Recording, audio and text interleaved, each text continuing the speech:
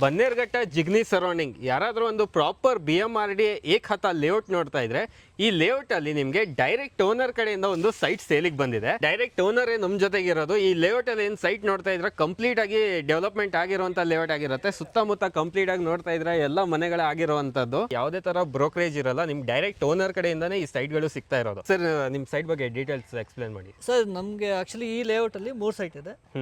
Total ಬಂದ್ಬಿಟ್ಟು ಎರಡು site ಬಂದ್ಬಿಟ್ಟು 30-40 ಈಸ್ಟ್ ಫೇಸಿಂಗ್ ಇದೆ. ಈಸ್ಟ್ ಫೇಸಿಂಗ್ ಇದೆ.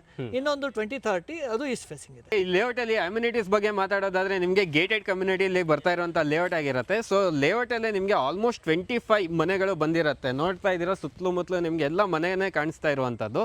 ಸೊ ಹಾಗೆ ಇಲ್ಲಿ ಅಮ್ಯುನಿಟೀಸ್ ಅಂತ ನೋಡೋದಾದ್ರೆ ನಿಮಗೆ ಮೇನ್ ರೋಡ್ ನೋಡ್ತಾ ಇದ್ದೀರಾ. ಮೇನ್ ರೋಡ್ 40 ಫೀಟ್ ಇದೆ. ಸಬ್ ರೋಡ್ ಬಂದು ನಿಮಗೆ 30 ಫೀಟ್ ಬರುತ್ತೆ. ಅಂಡರ್ಗ್ರೌಂಡ್ ಡ್ರೈನೇಜ್ ಇದೆ. ಅಂಡರ್ಗ್ರೌಂಡ್ ಎಲೆಕ್ಟ್ರಿಸಿಟಿ ಆಗಿದೆ.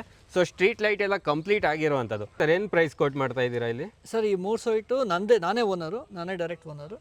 ಸೊ ನಾನು ಕೋಟ್ ಮಾಡ್ತಾ ಇರೋದು 5500 rupees, slight negotiable. Okay, so ವೀಕ್ಷಕರೇ ಪ್ರೈಸ್ ಬಂದು 5.5 5,500 ರೂಪಾಯಿ ಪರ್ ಸ್ಕ್ವೇರ್ ಫೀಟ್ಗೆ ನಿಮಗೆ ಸಿಗ್ತಾ ಇರೋದು.